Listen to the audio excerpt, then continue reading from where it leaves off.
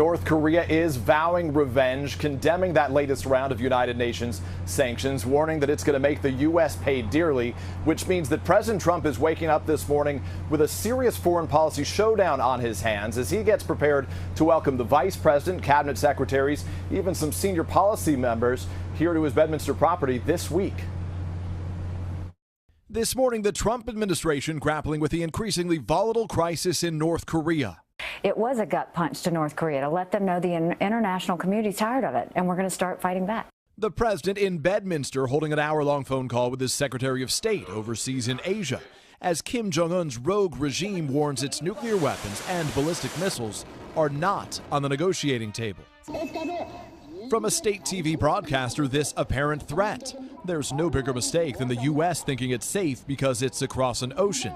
In the wake of North Korea's latest alarming launch, a missile capable of reaching as far away as Chicago, the U.S. is now flexing its muscles.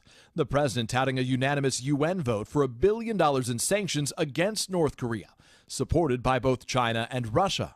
Mr. Trump demanding those penalties be implemented right away, as his national security advisor says all options remain on the table, including launching a preventive war. Back home, despite recent erosion in the president's poll numbers, Mr. Trump is trying to re-energize his core supporters, taking aim at familiar targets like the media, tweeting, "The Trump base is far bigger and stronger than ever before." From his golf resort in New Jersey, teeing off on Democratic Senator Richard Blumenthal for talking about hoax Russian collusion when he was a phony Vietnam con artist. The blistering attack following Blumenthal's comments, underscoring the importance of the investigation into Russian election interference. Mr. Trump adding he told stories about his Vietnam battles and conquests, and it was all a lie. He cried like a baby and begged for forgiveness like a child. While Blumenthal did misrepresent his military service, there's no evidence he bragged about it or cried when the scandal erupted during his 2010 Senate bid. Late Monday, Blumenthal undeterred. I have no idea about what is in his mind. What I do know is I will not be distracted by this bullying. President Trump certainly not giving up Twitter for his August break. 13 tweets on Monday alone, 6 of them bashing the media. Today, for the first time of this self-described working vacation, we are going to see the president working.